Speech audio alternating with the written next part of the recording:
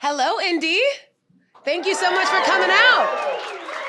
But really, give it up for Indy's very own Tyrese Haliburton. Now, Tyrese and I have done a lot of interviews together, but this one feels so special because you are now an all-star starter in your city.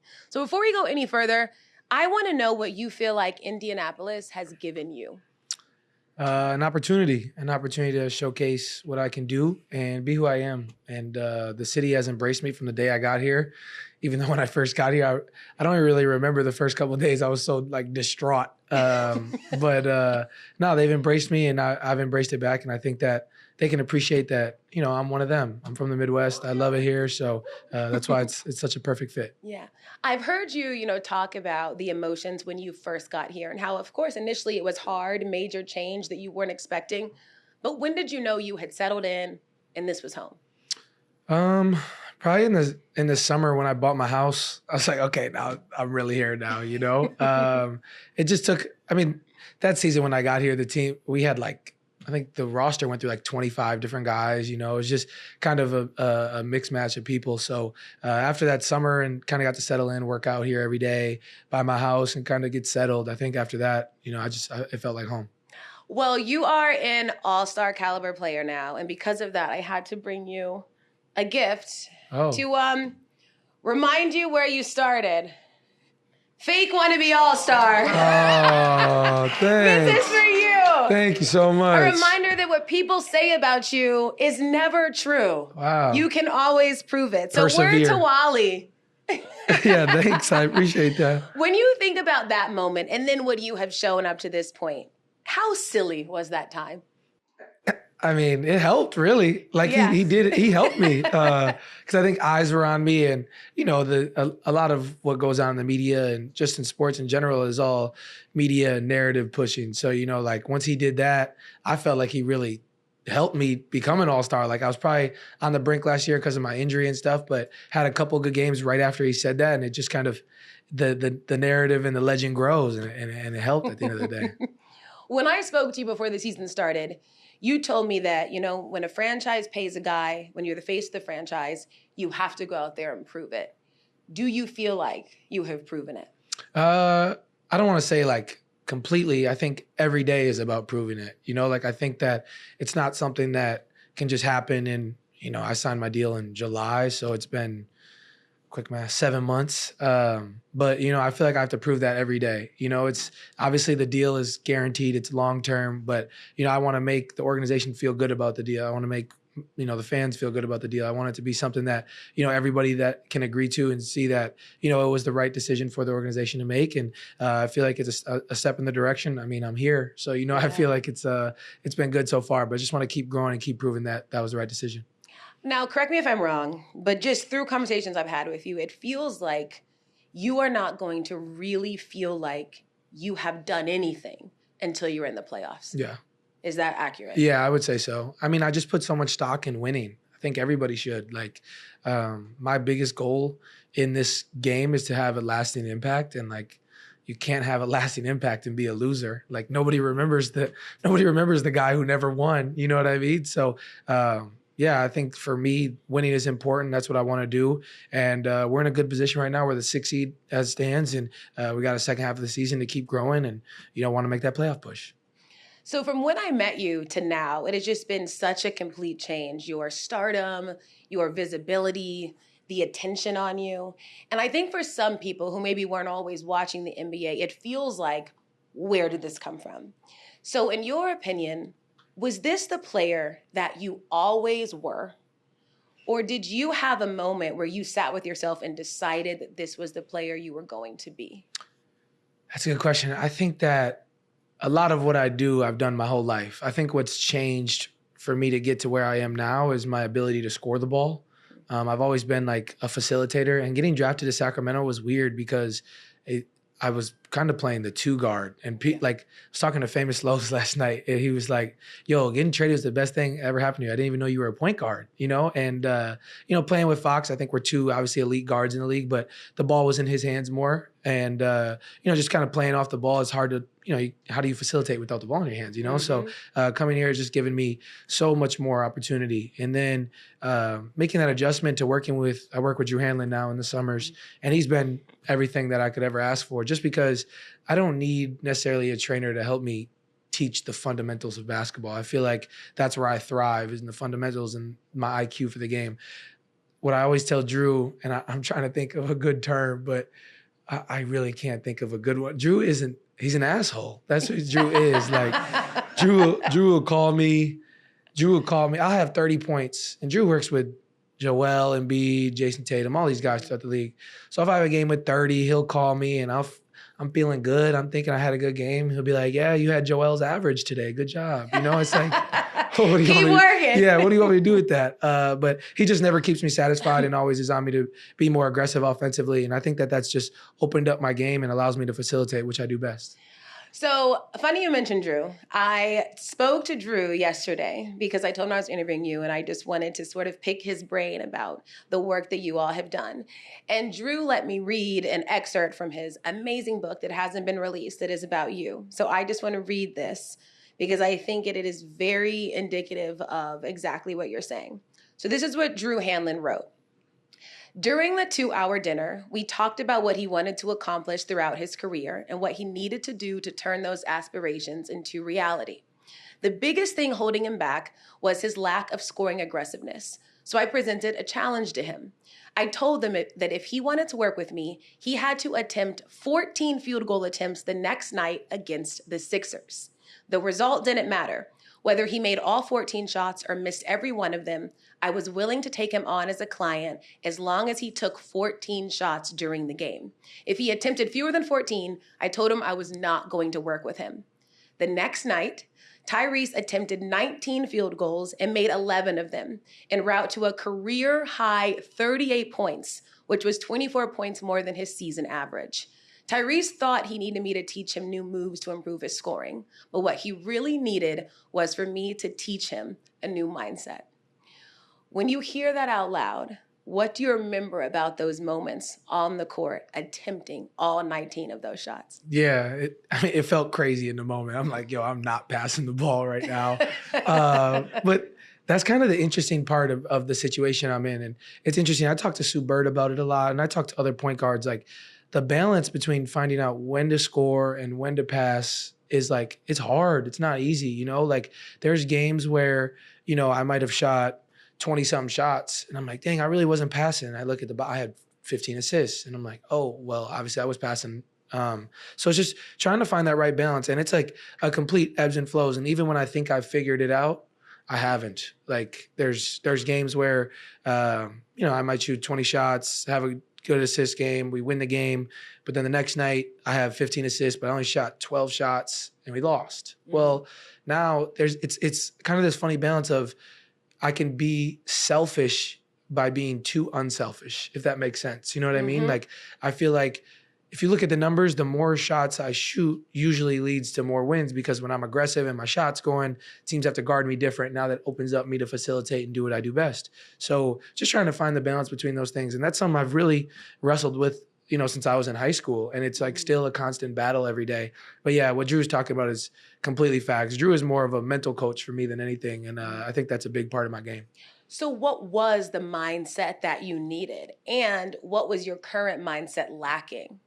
Yeah, I think at the time it was just like, how can I just want to make the right play every time. For me, it's like, if I see 2 people, I'm passing the ball. That's just who I am. I get off the ball right away. I like early kick aheads and in transition, all that stuff. I get off the ball. And I think that's why you see people, talk about who I am as a playmaker, and guys want to play with me and all those things. But I do think that I just needed to shift my mindset to being more aggressive. Like I said, like that opens up everything. When I'm scoring the ball, and now you have, like, because if I'm not scoring, teams stay home and they make me score. You know what I mean? And then when I do score, now you got to pull in and help, and then that's when I can spray out for three. So I think that's why everything is opened up this year. That's why like I'm getting more assists this year because I'm getting more points this year. It's not like it's not rocket science, you know, but in the flow of games, it's weird because like I'm not gonna lie, sometimes I look at the box score and I can feel how I'm playing, but I just want to see my field goal attempts and not for like a selfish reason, not like I need these points. No, it's just for me, if I see that and I see that it's lacking, more than likely we're probably losing the game. You know what I mean? So I got to figure out the balance between it, and that's probably the battle that I face every game. To me, though, everything you said, I agree with. But this also speaks to confidence. Yeah. And gaining confidence and learning confidence. And I remember you and I had a conversation where you said that externally people think you're confident because that's what you show. But internally, a lot of the times, you said you struggle with confidence. I'd be curious, A, where you are with confidence now. Yeah. But then also, can you tell me a time where you felt the least internally confident and a time where you felt the most internally confident? Yeah, I would say that the thing that I probably work on the most every day is just my self-talk. I think we all should as human beings. Like, how do we talk to ourselves every day? Because I feel like if we're giving ourselves positive affirmation and giving ourselves positivity, more than likely we're feeling better about ourselves and our days are better. But when you're constantly negative all the time, I'm sure you guys have people in your life. Like I have people in my life who I call like Eeyore, like they're always down. And it's like, I don't want to be around you. Yeah. Like I can't be around you if you think negative about yourself all the time. How do you think about the world? Like I can't be, that energy is not for me. And honestly speaking, like my faith has become a big part of my life over the last year. Like I go to church every Sunday now, which I didn't really do growing up. Yeah. And so every day I pray for just better self-talk. How do I talk to myself better? How can I, instill confidence in myself better? Because when I'm confident and I feel good about where I'm at, I feel like that just flows to everybody. You know what I mean? And I can exude that to everybody. And then to answer your question about least amount of confidence, I think, after the trade, I think was kind of, it was like every day was like a constant battle. That was probably where it was at its worst, like super low lows and super high highs, right? But if I can think of like a specific moment last year at home, we played Miami. I had 1 point. I made a free throw because I made Buddy let me shoot the tech free throw because I needed 1 point. But in that moment, I just remember and there's been games even this year and just over the course of my career where I've missed my first few shots. And now that shot that I probably shoot a million times in my life, I'm just thinking too much. And it's that split second of thought, it's not there anymore. I get off the ball. And then I go back and watch the film and I'm just screaming at the TV. Like, why did I, you know what I mean? Why am I overthinking everything? And that was in that moment, I was like, I got to be better, but we play Miami again in 2 weeks. So we played Miami 2 weeks later and I had my career high at the time. And then we played them again this year. I had my career high again. Like, I feel like that's something that I will always think about, always remember, just because in that moment, I mean, Miami's a great team. Spo is an excellent tactician. Like, they were doing things well to stop me defensively, but it was just that constant negative self-talk that was forcing me to play like that. So I think it's every day that constant battle. And I'm the type of person, I wear my emotions. Like, I hate it. I wish I didn't do it because like, the people who love me, my mom, my dad, my girl, my best friends, like they know exactly what I'm feeling right away. I can't hide anything. So it's the worst. So I feel like I wear my emotions so much when I'm pissed or when my self-talk isn't good. My teammates see that and people around me see that. And I feel like because of who I am, I'm such an energy giver. But you are. With that responsibility, you're not good. You're an energy taker. And I hate that. Like I said, I hate being around people like that. So that's just my biggest thing is just self-talk. Yeah. So what percentage of this all-star season do you owe to simply being more confident? Yeah, I would probably say, like 90, 95% of it. Like that's the majority of it.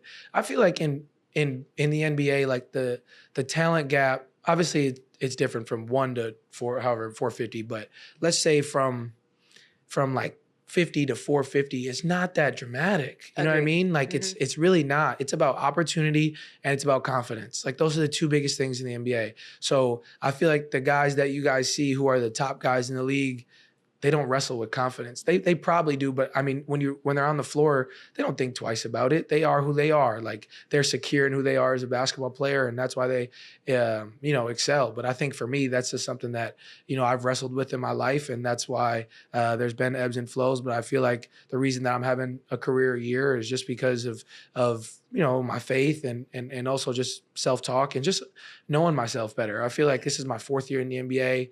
I'm turning 24 years old at the end of the month. Like, I should have been in college a year ago still. You know what I mean? So I still got time to find myself and grow into who I am as a grown adult. So that's all part of it. Also, by the way, he mentioned turning 24. His birthday is on the leap year. It is. So February 29th. This is a rare time that you'll actually celebrate your birthday on your birthday. Yes. I'll be 6. I'll be 6. He'll be 6 years old. Give it up for being 6. So, but normally, are you celebrating it on the 28th or the 1st? Or you just alternate? What do you do? Well, growing up the 28th, but I got money now, so both. We get 2 birthdays now. Yes, exactly. 2-time All-Star. So, okay, when you become a guy in this league, you kind of puff your chest out a little more. Coming to All-Star events, it's a little different. Your standing is different. When did you start to really realize, was there a moment where you said, my respect level around this place is a little different? I mean, last year at All-Star was probably the first time I felt that way. Yeah. But even then, I still felt like it was like ebbs and flows. But I feel like after the in-season tournament, it was really like, it was there. You know what I mean? Just because that was such a thing on a national scale that, everybody was watching. Like, there were really, like, we were the only NBA games on at the time. So I feel like all my peers were watching. And I feel like where that's the biggest thing. Like, obviously the media respect has gone up because I'm in front of them more. They see me play more.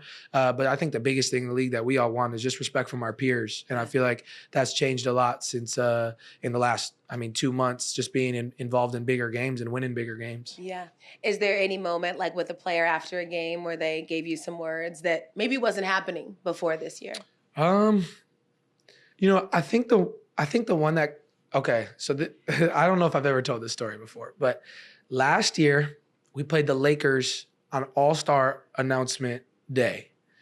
I was just coming back, my first game back from injury, and they beat us. But I was announced an All-Star, so it was a cool day. And the Kings were in town. We played the Kings next. So usually when the Kings come to town, I still got friends and stuff over there. So after the game, I ate downtown and I went to the hotel to see some friends, and they were on the second floor where our meeting spaces are and where all that stuff is.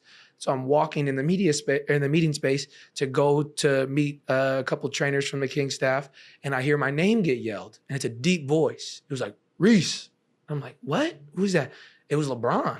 Like saying, and I was like, this guy, I don't know if he's ever even acknowledged me. And I was like, LeBron was my favorite player growing up. So I'm like looking, and I'm with my boy Isaac, who was with the Lakers staff for a little bit. So they wave us in, whatever. And LeBron jumped up and, dapped me and told me congratulations. And we had a conversation that is something that I'll never forget because I grew up, that was my guy. And so for that was like the biggest stamp for me. And after that game, he had some good words to say in the media about me. And like, there's really no basketball stamp for me that would mean as much as that. So in that moment was when I kind of felt like, because after that moment, I was like, he called me Reese. Like, people don't, only my friends call me that, But I was like, I feel like that's part of me arriving, and it just keep growing every day. Absolutely. Getting the respect from your favorite player growing up. What was your, not the ins and outs, but your biggest takeaway maybe from those words that you had with LeBron? I think just the biggest thing for me is that, in that moment was just like, oh, he knows who I am. But I think that for me, it's just kind of taken away that he's been doing this for so long. You know what I mean? And he's seen many great players in this league. He's seen guys who have came and guys who have left. And I feel like he's been in the league for like 100 years. So for me, it's just like, he's seen it, and I'm just, picking his brain, asking questions, all that stuff. And I think they've just given me some good words. And after the in-season tournament, like to be able to, compete against him in a game like that, in the inaugural one, something I will never forget. And being able to talk after that and stuff like that, those are just moments I won't forget. Yeah, I love that. I remember reading once that you really like to read negative comments about yourself. I love it. that it fuels you. First off, why is that your reaction? Why do you love it so much? I don't know. I just have like a weird obsession with it. Like, so I found out while I was in the NBA that Steph does it at halftime. I thought I was the only one. But like at halftime, if I'm having a bad game, I'm like, thank you, God. Like I go right to Twitter and look my name up every time. Like we in-season tournament game, we play in Boston. First half, I was awful. The first thing I did was, before I even said a word to my teammates, was go on Twitter and look up my name. And I was like, I bookmarked everything. And usually I don't clap back. I just bookmark it to keep it. And if I really feel petty that day, I'll quote tweet it. But I don't know. I feel like it fuels me to be better. It fuels me to be better. And that's kind of the interesting part too. And I've had these conversations with my family. Like we were just talking about the self-talk and the confidence and stuff. And they're like, well, doesn't that hurt? Like, doesn't that hurt you? Doesn't that make you think negative things about yourself? And I'm like, not at all. This person has 5 followers. I don't care what they, like, you know what I mean? Like, why am I going to listen to anybody whose opinion on basketball I don't respect talk about it? You know what I mean? So that doesn't bother me at all. And I don't know. I've always been that way. Like negativity, I think just fuels me. And you know what it comes from? I grew up with 3 brothers. I grew up in a household of all brothers telling me I suck and growing up with older brothers and they always beating you up when you're little and stuff. So I feel like that's just been a part of my life, my whole life. So when you had 20 assists, 0 turnovers, what did you read at halftime? I didn't read anything at halftime. Like I don't, and that's the funny thing. When I'm playing good, I don't need to read anything because I don't need my head to explode. Like I need to be in the moment. Yeah. But when I'm playing bad, then I need to read it because I need to see what everybody's saying because I need to make sure I'm not tripping. Like I'm like, am I playing bad? Oh yeah, I'm playing bad. Yeah. Let's figure it out. So speaking of negative comments, you know, when you were going through the process of getting drafted, there were so many critiques of your game. His shot's wonky, he's too thin, he's not a good ball handler. Of course, everything worked out. You ultimately went 12th overall. But knowing those comments, knowing what teams thought, of the teams that passed on you, was there one that felt the most personal? For sure, Detroit. For sure, Detroit. Because, like, I mean, there are a lot of teams I wanted to go to. I like Golden State a lot. That was like dream. But I knew they probably wouldn't pick me at 2. My workout with them, I probably missed like 5 shots. I was like, I'm giving you my best possible interview here. You know what I mean? And I was like, they're still probably not going to pick me. The Bulls, I thought would have been cool. The Knicks, the Pistons. But I thought with the Pistons, I knew they needed a point guard. And so in that moment, I already felt like I was the best point guard in the draft, but LaMelo was kind of, you know, touted as the number 1 guy. So he got drafted. And now I'm like, okay, it's got to be me. And especially because on ESPN, when you watch it, like it has like the top players available. Yeah. And 1, 2, and 3 were Anthony Edwards, James Wiseman, and LaMelo Ball. So after that, I'm the number 1 best available according to ESPN. So every pick that's coming up is panning to the camera in my room. No, I got drafted at my house in my living room. It was COVID. So it was a camera in my house like this, and I'm sitting there watching the TV, and every 5 seconds I'm popping up, and I'm like, I don't know what I'm supposed to be doing right now. But I knew, I told the Hawks and Cavs, please, God, don't draft me, because they already had point guards. They had Trey and Darius, so I was like, don't draft me. So the Pistons, I'm like, you need a point guard. It's got to be me. You know what I mean? And then I remember looking at my agent over, he was behind the camera, and he was like, and I was like, what is this? Like, they're not picking me? And then there's, you know, flashed up, Killian Hayes, whatever. And I'm like, what? And in that moment, I was just I was frustrated, but I knew that the Kings were my floor, and I keep my expectations low. Like, if I would have got drafted, I probably would have been surprised, still in the moment, I was just angry. Like, I was like, what do you mean they're not, like, they need a point guard and they're not picking me? Yeah. So that one definitely felt the most personal, no question. Yeah. Is there anything that you look to prove if you're playing them, or is it just something that you feel like happened and you moved on? I mean, I'm good. I love my situation. You know, and they got the number 1 pick the next year, and they picked Cade, and it's, you know, I think that's worked out for them to get Cade. So, sure. Yeah. Yeah, I think there's definitely, you know, that game, there's some added juice for me personally. But I would love to see them do well. Cade's a good friend of mine, so I would love to see him and the team do well. But yeah, there's definitely some extra juice in that game for me. Yeah. Okay. That's a good story. Yeah. I like that. And as you said, things worked out. Yep. So when I interviewed you on my show about a year ago, you told me about a time that Fred VanVleet spoke some life into you. That after a game, he came up to you and he's like, okay, I see it. You got it. Right now you are a role player, but how do you become a starter? How do you become an all-star and things like that? And when I interviewed Fred, I spoke to him about that moment, and I want everyone to hear what he had to say. Let's play it.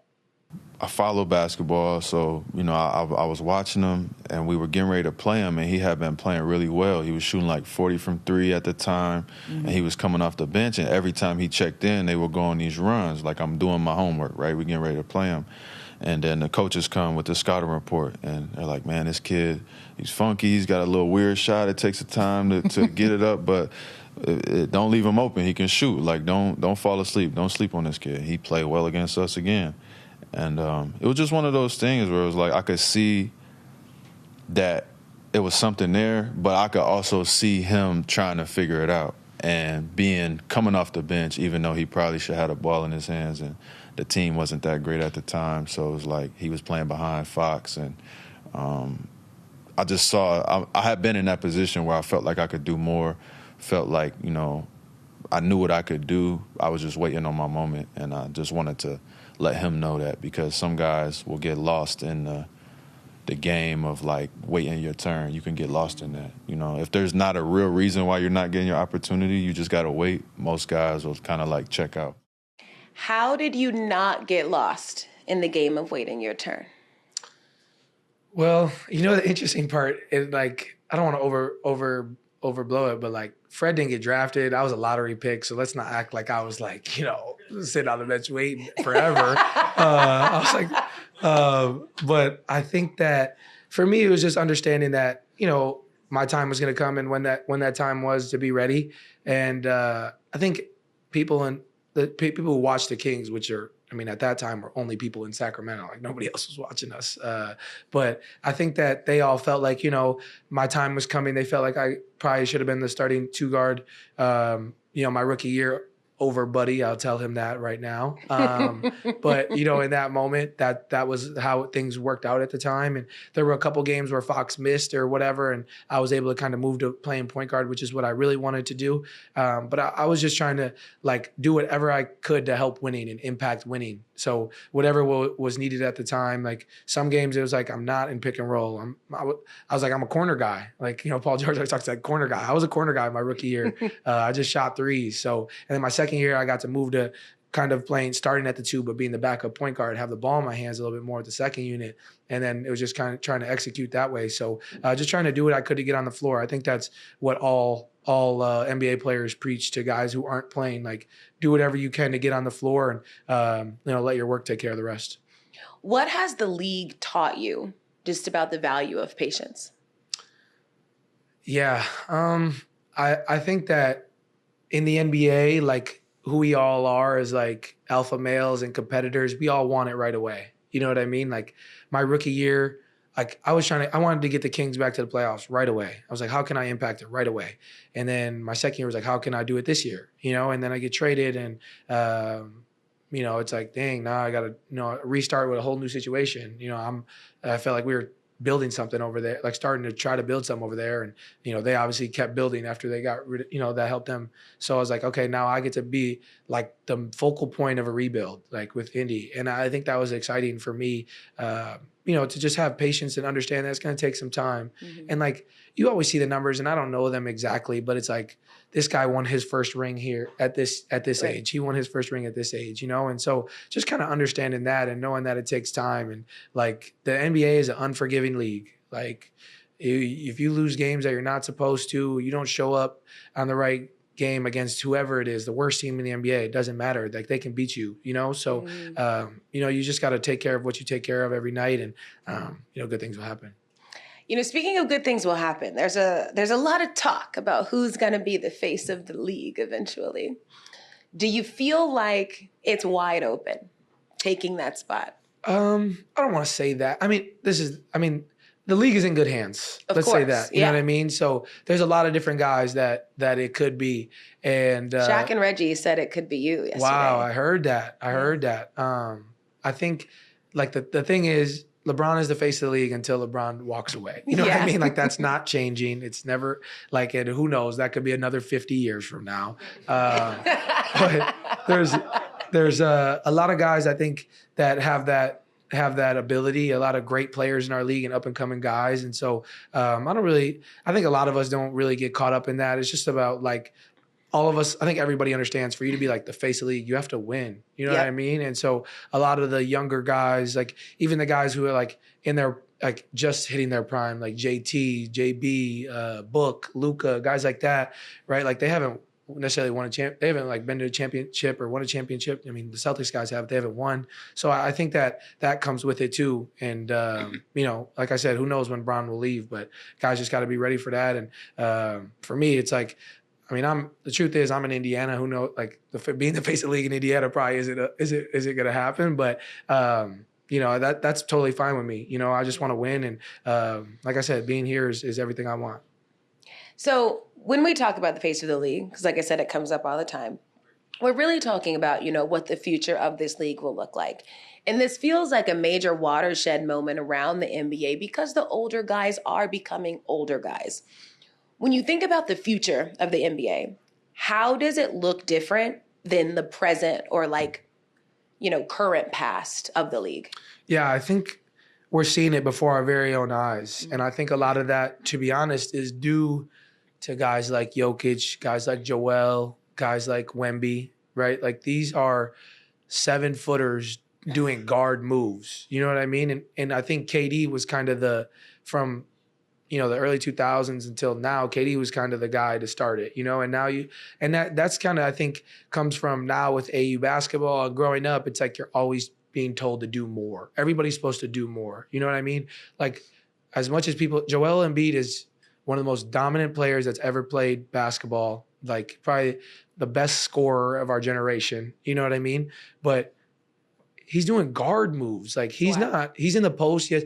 I mean, guys, this is a massive human being. Like it's ridiculous. Like it is nuts. When he decides to put his back to the basket and just back down and grit and grind and just lay it up, it's like, what can you do? But the thing about Joel, like that's not his spots. Like he can do that, but Joel will walk to the free throw line, give me the ball. And you guys see him, I always make fun of him for that long hezzy he does where he does that and shoots the jumper. Like, and I think that's, you know, the more we get guys like that, that's where the game is transitioning to. It's going to you have 5 guys on the floor that can do a little bit of everything. Yeah. And you're seeing it with like, I mean, I don't know, I'm thinking of young up and coming teams in the league, like the Thunder, like Chet can do that too. You know what I mean? He fits right in that. And then they got Shea and Jaylen Williams, and they got a bunch of different guys that can do a bunch of different things. So I think that's where the league is transitioning to. I look at that team as the team of like the future of where we're headed. Yeah, that kind of like alien prototype is taking over. Yeah, 100%. Like a human that is way too big to be doing the things that they're able to do at a very high level. Was that exciting to you, that that's sort of where things are going? For sure, yeah. For sure. I feel like the league where like we have the most talent this league has ever had. And I feel like, you know, what that's leading to is more parity in the league as well. Now, I think everybody would say you think the finals favorite is Boston against Denver. Like that's what everybody thinks, but there's so many different teams that could be in that situation. And so I think that's the exciting part. And I think about how it relates to me and like my position. I feel like there's no question in my mind. The point guard position is the best it's ever been. It's not even close. Like I think that half of the point guards in the league have been, currently are, or like are right on the brink of being an all-star. Minimum of half. You know what I mean? So I think that's just where the league is transitioning to, just more talent. And I mean, who doesn't love more competition? So speaking of guards, not only are you, you know, of course, an all-star starter, you received the most votes of any Eastern Conference guard. As a voter, yes, give it up for that. As a voter, I think that if you speak to any voter, they will say you were the easy pick. Everyone's like, okay, this is a lock. This person deserves to be an all-star starter. It was the second choice. It was very difficult for a lot of people. Obviously, it ultimately went to Dame, but there was an argument for Donovan, for Trey, for Jaylen. So as a hoop head, I want you to give me the case for Dame, Donovan, Jaylen, and Trey. We'll give them all love as to why they all could have been all-star starters. Okay. Okay, let's think of those names again. Okay, I'm gonna start. Let's start with Dame since he is. Let's start with Dame. He's on, at the time, I think they were second in the East, right? He's helping a team win. He's probably the second best player on his team. I don't know exactly his numbers, but he also helped him lead them to the in-season tournament Final Four. Like, I think that people got to understand that there's a lot of stock in that in-season tournament, especially for our league. Like, we want that to be something that's important for the for the future. And I think that he was a big part of leading their team there. So I think those are probably the biggest points for him to be in the game. Okay, give me Jaylen. I mean, Jaylen is amazing. Jaylen's been killing. Like, he scores at an unbelievable clip, and he's got the Knicks rolling right now. I don't know what they are, the 4 seed or the 5 seed, and they've been dealing with injuries, but Jaylen's been balling all year, so it's not a surprise to see him doing what he's doing. And I think that the case is within itself. He also plays for the New York Knicks, so I mean, that you're killing on the Knicks, that's like God mode. So I think that has a lot to do with it. Yeah, I voted for Jaylen. What about Trey? Trey is averaging like 25 and 10. He does it every night. I think those are the biggest things that you could have argued for him for. I mean, those numbers are ridiculous. I think that we like sweep those numbers under the rug like they don't matter because they're not winning they're not like a top 6 seed or whatever. But I mean, we can't take away from what he's doing. It's amazing. All right, last one for you, Donovan Mitchell. The Cavs are rolling. Oh, yeah. They are rolling through a ton of injuries. Mm-hmm. Like, I saw when Darius got hurt and Evan got hurt, I was like, oh, it could get scary over there. You know what I mean? But, I mean, at the end of the day, Donovan just wins. Like, he did it in Utah. He went to Cleveland. They keep winning. And he has them rolling. I think they're the 2 seed now. You know what I mean? So I think his argument is right there laid out for you. Like, he just wins, and he's the reason they're winning. Yeah. And to your point, I mean, that just speaks to the talent at the guard position. It really is at a very high. Something that has been really fun watching you do over the years is dip into your little fashion bag. Yeah. I know we've all seen the memes. We've all seen the photos. So we're going to have you walk us through some of your fits. Okay, let's do it. Okay. Let's do it. Let's pull up the first one. I have a feeling I know what it's going to be. No, there's a few. Okay. There's a few. But this is the Dr. Seuss special. Blue's Clues. Yeah, Blue's Clues. Tell me about the inspo for this one. Well, I just want, I don't remember the weather in Houston, like I didn't need a jacket or anything. And my girl had just got me that Bottega bag, so I needed to do something with that bag. It was a Christmas gift, so I was like, if you get a bag from your girl for Christmas, you got to wear it for the first game back, right? So I just knew I wanted to do that sweater. I had that sweater waiting for a while. So just put on some jeans with it, kept it basic, put on some sunglasses. I think that's a good look. My favorite thing about the fashion photos of Tyrese is he is walking like he is on a runway. Look at this attitude and the face. Well, Houston has a red carpet and the flashing lights, so that makes it look more dramatic than it really is. Photo. Yes. Okay, next one. Okay, I knew this one was coming. There we go. Let's talk about this one. Because I was getting cooked on social media for this one. Okay. So I want to let it be known that this is I've become a fashion head, you know what I mean? Sure. Over the course of my career. This is a full Prada runway look, right? So I was like, I'm not going to wear the jacket and not wear the whole outfit. I got to wear the whole outfit down to the shoes. So the thing that people aren't feeling about this is the belt is so tight. It makes it look like I'm like sucking in, you know? Hey, that waist is snatched. Yeah.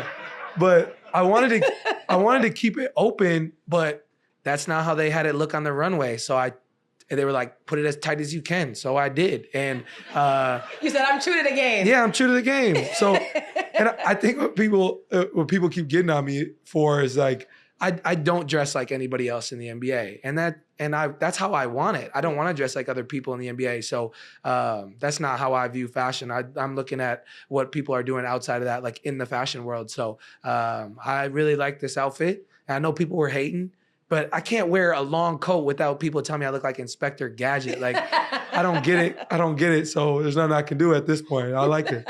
All right. Last look. Let's see it. Peaky Blinders. Oh, they were on me about that one too. I look like a neo-soul artist from the mid-2000s. So I think, okay, here's the thing about this outfit. If I didn't have that hat on, it doesn't go viral. It doesn't get talked about if I don't have that hat on. I have literally a white button up on with a puffer vest and jeans. Like, that is nothing crazy. But I put the hat on because, again, I want to do stuff that's different. I don't want to dress like everybody else. So I have a million of these hats. Jaylen Brunson, Josh Hart, and Mikal Bridges have a group chat. And we hopped on FaceTime the other day, and I showed them my hat collection, and they cooked me on there. They just talked bad about me for a whole 30 minutes. But all they talked about is Peaky Blinders, which I've never seen before. But you might get cast. I'll act. Yeah. I'll do it. I think they don't talk about it without the hat. I love it. And also, shout out to Olivier. Yep. That is Tyrese's stylist, who takes this very seriously. But the outfits are memorable, and I feel like that is a large part of fashion. So Yes. Shout out to you for having your own sense of style. I appreciate that. Yes. Okay, a few more before we go. We had a very fun, very viral moment last playoffs when we were watching Jordan Poole take that shot where the Warriors lost. Let's revisit that very funny clip. He's got to get off it, though. He's got to get off it. Anybody else? What? Oh, my God. He can't be Ain't serious. no way. Taylor, what's wrong with that shot, guys? What's wrong with that shot? Hold on now. Can I see it again? Who's Can I see taking this it? clip? It's who's Where did he take that from? What do you want him to do? Take a dribble? Dog, just 10 seconds left in the game. But what if you're not going to get a better shot than that? You Look going at to be this. Look at this. no contest? Look at this. I'm sorry. I'm cool if I'm going Where? He's stage. shooting where Darvin Ham is. Get off the Henny. I cannot. No way. Guys, come No way. I mean, Jose. sick if they lose this one, which They're going to. You know what that is? That's analytics. You think because he You don't can like shoot, that shot? Not one bit. He don't I'm like not that mad. shot. yeah. Look Well, at I mean, him. Jordan was like, I had the high hand, I was having a good game. I'm not I'm not excusing mad it. at I'm that just- shot. He's wide open. Dog. From that far away with 10 seconds, and you have an advantage? I'm shooting it. I'm shooting it if I'm Jordan. So I feel you, Jordan. I would have shot that too. That's why you're here with us.